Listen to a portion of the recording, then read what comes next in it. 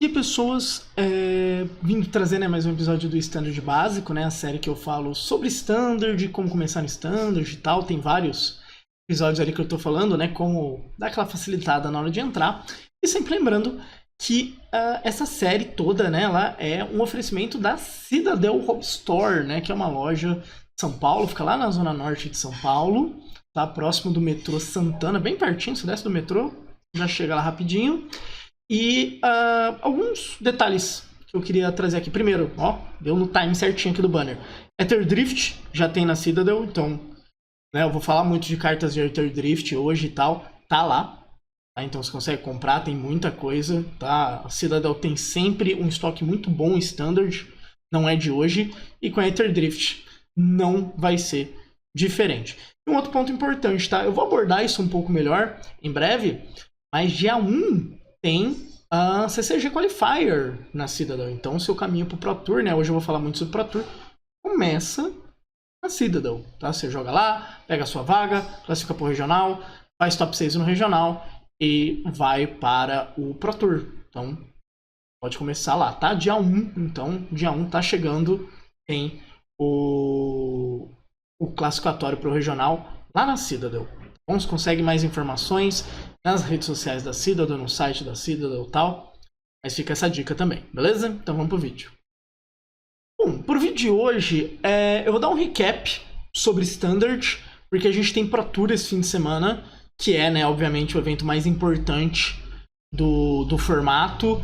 É o norte que o formato vai seguir com Ether Drift.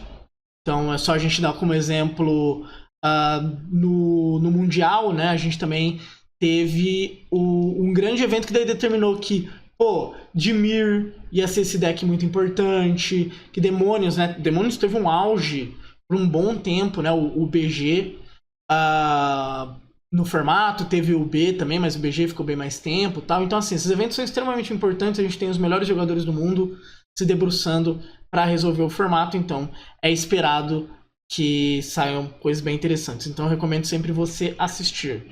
Inclusive, eu vou estar narrando na Liga Magic a porção Standard.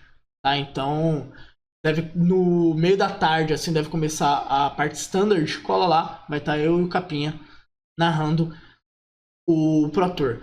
Mas assim, vou dar um recap de como eu vejo o formato nesse momento, né, do que eu vi jogando, tal, etc. Quais eu acho que são os melhores decks. E eu vou falar um pouco até sobre outros decks que apareceram, que pode ser onde os grandes times estão pensando um pouco, né? Pô, isso aqui é legal, não é legal? Onde é que dá pra quebrar um pouco a cabeça?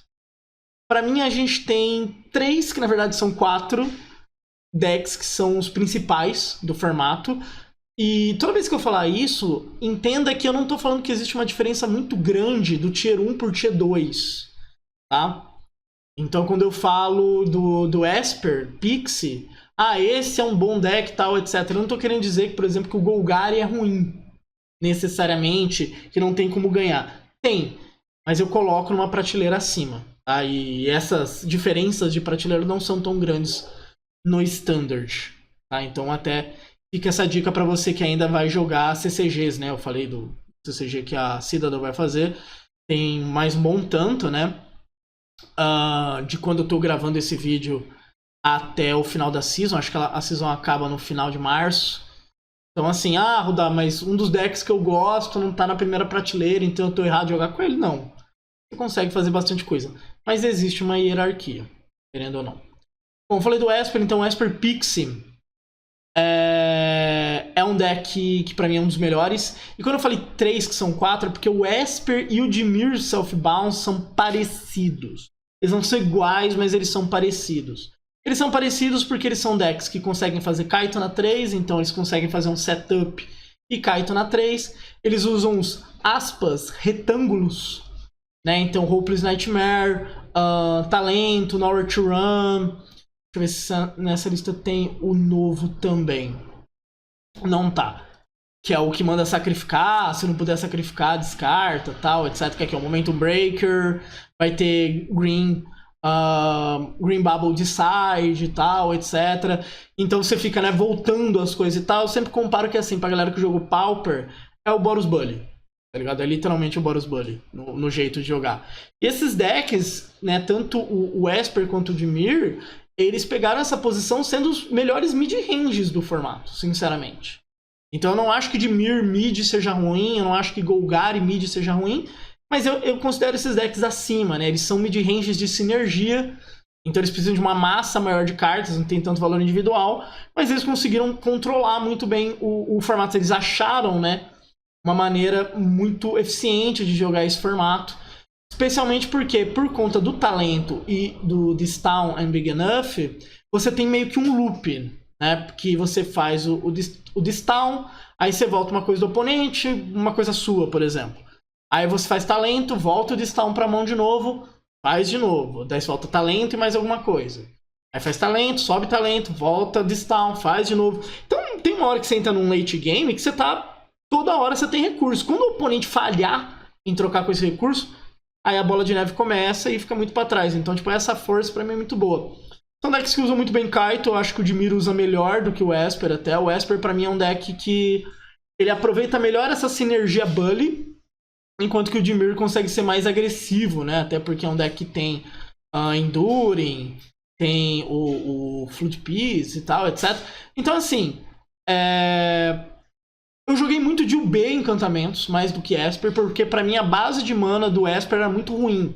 Era cheio de Painlands e tal. Pra você que acompanha, assim, os últimos eventos eu joguei muito de Esper, porque eu comecei a mexer nessa base de mana, né, junto com o Cláudio. E eu acho que a gente chegou numa base de mana que dói menos, né, fico trocadilho com as Painlands, e é muito eficiente. Então, talvez... já tenha menos motivos pra você jogar de UB. Eu acho que antes era mais gritante, mas com os Verges que a gente ganhou e tal, a gente tem todas as cores ali, todas as combinações certinho. Então dá pra você ter uma base de mana muito eficiente. Com alguma ou outra Painland, eu não sou contra todas as Painlands, mas tipo, tinha lista com 8, com 10, você tomava um dano absurdo e se complicava em partidas que eram fáceis. Mas pra mim isso mudou, eu acho que o Esper tá chegando no caminho. Eu não duvido de Esper ser o deck mais jogado, tá, desse Pro Tour, sinceramente. Aí vai ter o B ali também, tem o Dimir Midrange, que daí é a mesma roupa, é uma roupagem muito parecida, mas sem esse loop, né? Ele tenta ser mais agressivo e tal. Vou mostrar aqui algumas listas dele. Esse aqui é do Japan Standard Cup. Uma mais recente de uma liga. É isso, tá ligado? Então, tipo, com Preacher e tal. Aí a galera tá começando a usar esse Gear Hook, que parece muito bom. Ele é /4, então ele não toma Nowhere to Run, tal, etc. Mas assim, esse deck é melhor sendo agressivo, inclusive nas mats que você precisa de agressividade, como contra tokens e contra domain. Eu acho essa versão muito melhor, né, o de Mid, mas em todas as outras eu prefiro tanto o Pixie quanto o B, encantamentos. Então, por isso que eu coloco esses dois na primeira prateleira, por assim dizer. Junto com esses decks eu coloco o Prowess. Pra mim, Prowess é um dos melhores decks. Por muitas vezes já foi o melhor deck do formato. Eu não considero mais ele o melhor isolado, porque a match contra a Esper, contra o B é muito difícil por conta de North Run. Então os caras conseguem fazer um loop ali que uma hora eles te controlam e acabam com a match. Mas ainda assim, o Prowess é absurdamente eficiente. Tá? Essa lista tá com Scream Nemesis, tem lista que tá usando Sentinel pra aguentar melhor North Run e tal. Mas assim, é um deck muito eficiente, é um deck que pune muito bem no formato. Então, eu tô fazendo um deck que faz umas groselhas, meio nada a ver, não interage muito, parabéns. Você perde, inclusive, alguns decks que eu vou falar mais pro final, né, que são decks diferentes, a polícia do formato ficou com esse Gru, sabe? Tipo, o Gru pune demais esses decks, porque, eu vou preparando o meu jogo, o Gru te mata muito rápido. É um deck que consegue ter um plano B muito bom, com Innkeeper's Talent e tal, etc. Então, um plano B no sentido, ele não precisa explodir, ele pode vir mais lento e encorpar, né, as criaturas e tal. Mas pra mim é a melhor opção agressiva do formato, com certeza. Tá? E pra mim, fechando a primeira prateleira, a gente tem o Domain, né, que é muito interessante, né? Assim como o Gru, né, não sei se você notou, eu não falei de cartas novas, né? No Domain, o que, sei lá, a gente pode ter de novo é Ride's End, né, que exila, é uma carta muito boa. Mas o Domain, ele é um deck muito bom abordando o ambiente atual, onde Esper é muito bom, a gente tem Gru muito bom, tal, etc. Porque ele é um deck que ele gera muito valor, e a cor branca deu remoções muito boas. Então você tem Leyline, né, que já estava aqui, mas você tem a Autoridade dos Cônsules, que ajuda pra caramba, contra Gru. Pô, essa lista aqui tá usando Pest Control de main, eu não acho absurdo usar Pest Control de main, atrapalha bastante o Esper Pixie. Então, assim, é um deck muito sólido também. Eu espero que esse deck, assim como o Gru, assim como o Pixie, como bem Encantamentos, seja muito utilizado no Pro Tour. Tá? Tem muita gente boa que joga com esses decks. O Shea Godard, por exemplo, é um cara que estava jogando no Magic Online bastante com isso. Né? Ele é um cara que tem ótimos resultados e tal. E é uma escolha muito segura. Para quem já estava jogando com isso, pode falar, pô, eu tô vendo que o ambiente tá indo numa linha que tá me agradando, eu não tô afim de ir atrás de estratégias novas, vou ficar nisso aqui. É um deck bem sólido, tá ligado? Zur é muito bom. Você pode ficar só rampando, fazer Zur lá na frente, ativar um monte de vez, bater um monte. Você pode curvar pé de feijão com Overlord, com Zur. Então, tem muitas linhas boas no deck, assim, eu considero realmente uma opção extremamente sólida. E que eu falei, tipo, a Esper Pixie ser muito popular, a Esper Pixie não tem uma facilidade contra esse deck como o de Mir Mid tem. Então você consegue punir decks que são, tipo, quando a gente pensa, pô, sei lá, eu tô de domain, então eu vou ter a Mirror, eu vou ter Gru e eu vou ter Esper. Pô, desses 3, 2 são matches interessantes, dá pra você trabalhar essa Mirror, né? A Mirror deixou de ser aquele rampzão tradicional, super grande, né? O jogo às vezes pode ficar mais rápido por conta de Zur, né? Tanto que Jace era uma carta que aparecia muito nessas metas, não aparece mais tanto. Mas pra mim, os melhores decks do formato são esses. Então, Pixie B, Gru e Domain. Pra mim, esses são os melhores decks por enquanto. E aí a gente vai tendo outros decks que estão procurando, né, óbvio, a lista do Ramonzinho aqui, que estão procurando, né, como se adaptar ao meta. Então, o BG vem se adaptando muito, então colocou Sentinel, colocou Trum, jogar com 4 Sentinel e com 4 Preacher, não jogar com Glissa, tudo isso por causa de Norwich Run. Né, o deck se tunou muito para vencer o Pixie. Tem o de Mirmid que eu falei, pra mim a grande vantagem de jogar com esse deck é que a match contra Domain é boa. E ele tem um jogo contra Esper, não acho que a match é 100% assim, fácil pro Esper, mas eu considero ela favorável. Mas assim, se você coloca Curiosity muito cedo, você vai dar muito trabalho. E falam que o Gerhook ajuda muito também. Outros decks, né, que a gente pode ir falando. Então, o Convoke. Convoke ganhou Nesting Bot. E curiosamente ainda tá jogando de Sky, né? Eu achei que a galera ia priorizar jogar de Boros pra ter uma base de mana melhor e tal. Mas com quem eu conversei falou que, pô, ter os counters de side ajuda muito. Tem lista com Spell Pierce e tal. E tudo isso ajuda muito e ainda vale a pena jogar de G-Sky. Mas eu não estranharia de tentar otimizar uma lista de Boros e ver como é que a coisa vai funcionar, assim, tal. Mas é um deck muito bom. É um deck que é muito bom contra Esper Pixie. É uma match muito, muito difícil. Esper Pixie, bem Encantamentos e Dimir Mid são decks que sofrem muito pra Convoke. Então é uma call do deck, assim. Tipo, se alguém achar a lista bonitinha para as outras matches, essas que eu citei já estão bem encaminhadas. Oculus continua válido no formato, agora com Spell Pierce, né? Então, é um deck também que, assim, eu não gosto muito dele contra decks agros, mas ele tem um late game bom. No Mundial, eu lembro que ele teve um win rate muito bom.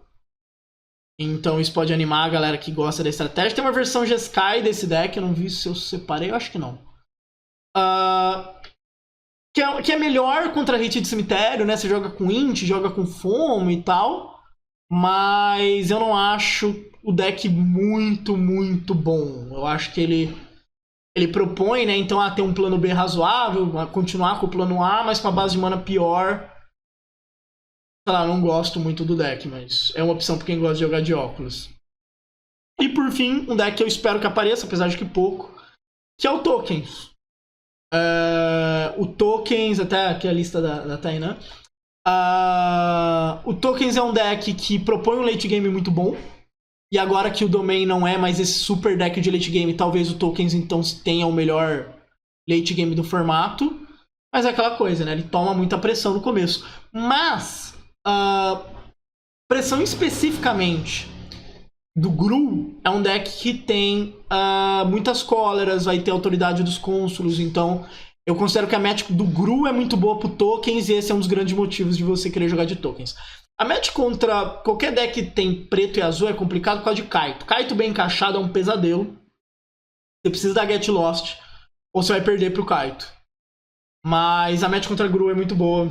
Talvez seja a chamada pra quem gosta de jogar disso.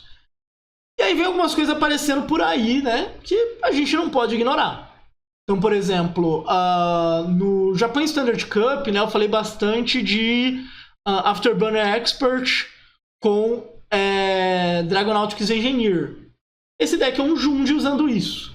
Né? Sai daquela shell do delírio, vai pra uma shell que é assim, você vai jogando coisa pro cemitério, né? Inclusive com o Overlord, vai enchendo o seu cemitério, vai enchendo coisa, e aí começa a voltar, né? Você faz uma briga de recurso muito boa, né? Normalmente fazer isso é muito bom contra Esper. Porque o Esper não consegue te mandar sacrificar, ele vai ficar matando coisa, e você vai voltando. Aí uma hora ele não tem mais resposta e você leva.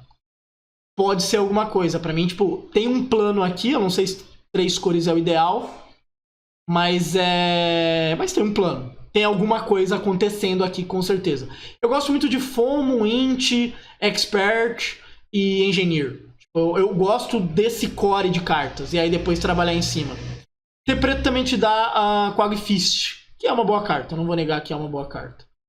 A Chandra eu gosto mais de side para essas estratégias, mas como eu falei, tem um núcleo aqui que eu acho que dá para trabalhar, acho que vai sair alguma coisa dali. Eu só não acho que seja exatamente com isso. Esse Goblins deve aparecer um pouco. Eu não considero esse deck incrível, mas esse deck não é ruim. Tá? Ele abre bem rápido mesmo. E se o Heavy aqui, né, o Whole Squad Heavy, chegar no Max Speed, ele tá adicionando mana, você faz umas coisas muito malucas. Você enche a board super rápido, aí você faz Engineer, dá ímpeto pra tudo e mata. O deck é bem rápido. E esse Goblinzinho aqui, ó, esse Bomber é muito bom, sabe? Se você dá esse voar, é muito bom. É muito fácil de conectar a board. Então, ficaria de olho nesse deck, pelo menos um pouquinho, assim. Tem versões, deixa eu ver, essa aqui não tá usando, mas tem versões que usam até caldeirão, tá ligado? De Ágata, pra passar mais habilidades, né, e tal. Né, então você vai conseguir adicionar mana, você vai fazer um monte de coisa maluquete, você vai ter Crenco. Então, assim, não é um deck eu não acho que esse deck vai virar tier 1 em algum momento, mas ele pode chegar num tier 2 extremamente perigoso, tá ligado? Ele enche a mesa muito rápido. Então é solidamente perigoso esse deck. O Roots foi o deck até que eu joguei em live e tal. Essa lista tá com Ketramose, não necessariamente precisa jogar com isso. Tem lista que usa loot e tal, né? Porque é um deck de caldeirão, então isso e loot é bom. Esse deck ele é muito bom trocando justo. Sinceramente, assim, tipo... Se você joga de Esper ou de UB contra isso, você vai ter um jogo muito difícil. Até Ramp, dependendo de como a partida se desenvolver, pode se complicar bastante nessa match. Porque, assim, tem uma hora que vira um combo de uma carta, sabe? Tipo, tem uma hora que, eu faço Taivar, aí eu volto isso, faço isso, viro isso, você descarrega a mão, ou você tem Taivar e você tem Roots, aí você faz uma board gigantesca do nada, e, sei lá, você faz caçadora, coloca marcador e mata seu oponente, você faz uma planta gigantesca. É um deck que sai muito de controle quando a gente tá falando de jogos justos, especialmente essa versão com Ketramose. O que é um problema para esse deck é a match contra Prowess. Tipo, é o típico de deck que quer preparar o jogo super devagar, e aí vamos lá. Cara, no vamos lá você já morreu. Sabe? Então, pra mim é o problema do deck. Tanto que o side normalmente é trocentas cartas contra deck agro. Mas é um deck interessante. Não vou negar que é uma estratégia legal, assim. Sacrifice já estava aparecendo antes dessa edição e eu acho ok também o deck. Tem uma match boa contra decks justos. A gente tem muitos decks que são assim, ele é bom contra deck justo, ele consegue atrapalhar a vida do Gru e tal, etc. Só que às vezes ele perde pra umas coisas aleatórias no formato, tá ligado? Para que assim, você ter uma match ok ou só boa contra decks justos, pode significar, por exemplo, num Pro Tour que você vai jogar 10 rodadas de T2, aí você vai pegar 5 decks justos e faz 3-2. E aí você não pode perder para mais nada e, sabe, não faz nenhum 6-4 dentro do T2, não consegue entrar num top 64 da vida, então... Você não pode só ser ok nas principais metas do formato, sabe? Tem esse ponto também na hora de escolher um deck. Ah, meu deck, ele faz 60-40 contra o principal deck do formato. Quantas vezes você vai enfrentar esse deck? 4. Se você não fizer 3-1, ferrou. Se você fizer 2-2, você já não faz um top 8 e tal, etc. Então, né, isso contando só com o principal deck. Então esse deck pra mim lembra muito isso. Eu considero ele interessante contra Esper, contra o B, mas ele não tem uma vantagem mega clara, sabe? É jogado, o jogo é jogado. E numa dessa, você não ganha uma partida que devia ganhar, e depois pega uma match aleatória, perde, já era top 8. Crueldades da vida. E por fim, né, falar do Izete Lontrinhas, que eu fiz até vídeo e tal. Eu acho que a gente tem alguma coisa aqui quando a gente fala de talento e monumento. Monumento pra mim é uma carta que... provavelmente ainda vai dar pra sentar e ficar trabalhando um monte. Eu não espero que resolvam essa carta imediatamente, ao menos que algum time tenha pegado, tipo, assim que saiu a carta, falou, não, vamos quebrar isso aqui, vamos focar, vai sair alguma coisa daqui. Mas eu joguei, né, com essa lista, tentei o vídeo e tal, e é legal. Tipo, o talento com isso é muito bom. Tem uma galera que usa um bicho branco que você descarta dele, vira e ganha indestrutível. E aí você pode descartar quantas vezes você quiser, logo isso daqui... você triga monumento demais, aí quando você tem 2 monumentos, o negócio fica bizarro. Mas eu acho que tem algo aqui. Eu realmente acho que tem algo aqui. Só que tem que sentar e trabalhar melhor. Quando eu joguei a lista, eu falei, pô, tem que ter mais algumas colas, tem que ter mais isso, mais aquilo, porque a match contra agro tava um pouco difícil. Mas você tem uma inevitabilidade bizarra, né, quando a gente fala de talento e de stun, então... tudo isso pega muito. Pô, sempre que eu faço essas análises, né, eu gosto de tentar fazer a minha mãe de Ná, que erra normalmente, mas a vida tem dessas. Sobre top 8, eu espero de 2-3 Pixies, tá? Esper Pixie. Eu espero um Dimir, mid. Eu espero 2 Prowess. E 2 Omens. Sinceramente, esse que é o meta que eu espero. Pode aparecer decks diferentes. A gente teve muito pouco desenvolvimento do meta e, que nem eu falei, às vezes uma equipe muito boa foca em alguma coisa e tal, mas, por exemplo, equipes como Handshake, como Heavy Play, eles são conhecidos por pegarem o que eles acham que é o melhor deck e levar para um extremo, né? O Handshake até apareceu com o B-Demônios, mas eles foram os primeiros a falar, pô, ele era bom para esse evento, depois nem tanto. Mas o Heavy Play não inventa muita bola e tal, tipo, é o Sanct of All, que é a galera, né, que eu espero coisas mais malucas, assim. Normalmente com caldeirão. Eu espero bastante. Mas eu acho que o meta tá assim. Pra mim o meta do T2 tá muito saudável. Como eu disse, não tem uma diferença muito grande entre Tier 1 e Tier 2. Decks Tier 2 podem aparecer no top 8, como o Golgari, né, eu coloquei o de Myrmid. Mas pra mim o Golgari tem que ser muito bem montado. E sinceramente, tirando o Giggs e o Vitor Carvalho, eu não vi nenhuma lista de Golgari boa. Mas... quem sabe, pode aparecer alguma coisa interessante, sim. Mas é isso. Tá? Sexta-feira eu vou estar lá narrando o Pro Tour na Liga. Acompanha lá. E vamos ver o que aparece de bom. Aí na semana que vem eu volto aqui pra gente falar como é que foi, etc. Lembrando. Sexta, sábado e domingo vai ter terceiro tempo, né? Que é assim, eu termino de narrar lá na Liga e abro live falando como é que foi. Então vai ter vídeo disso também. E depois eu dou um recapzão na outra semana.